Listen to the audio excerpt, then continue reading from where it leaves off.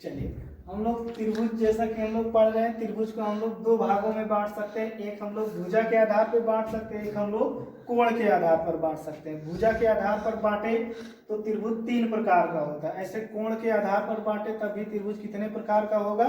3 प्रकार का।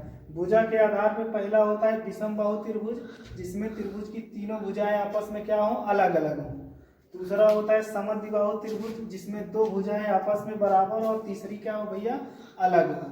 तीसरा समबाहु त्रिभुज, जिसमें त्रिभुज की तीनों भुजाएं आपस में क्या हो? बराबर हो। इधर आ जाइए। कोण के आधार पर हम लोग त्रिभुज को 3 भागों में बांटे थे। पहला हम लोग का होता है न्यून कोण त्रिभुज।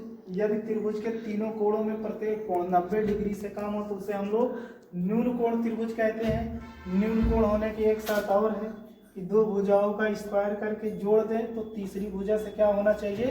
बड़ा होना चाहिए। नेक्स्ट देखिएगा, नेक्स्ट है समकोण त्रिभुज। त्रिभुज का एक कोण 90 डिग्री है तो उसे हम लोग क्या बोलते हैं भैया? समकोण त्रिभुज बोलते हैं। तीसरा है हम लोग का अधिक कोण त्रिभुज। त्रिभुज का एक कोण 90 डिग्री से क्या हो भैया? बड़ा हो तो उसे हम लोग बोलते हैं अधिक कोण त्रिभुज। या एक कंडीशन और है भैया, जो त्रिभुज की सबसे बड़ी भुजा या अधिक कोण के सामने वाली भुजा का स्क्वायर करके शेष दोनों भुजाओं को स्क्वायर करने जोड़ दें तो जो बड़ी वाली भुजा है वो ग्रेटर देन होगी इन दोनों।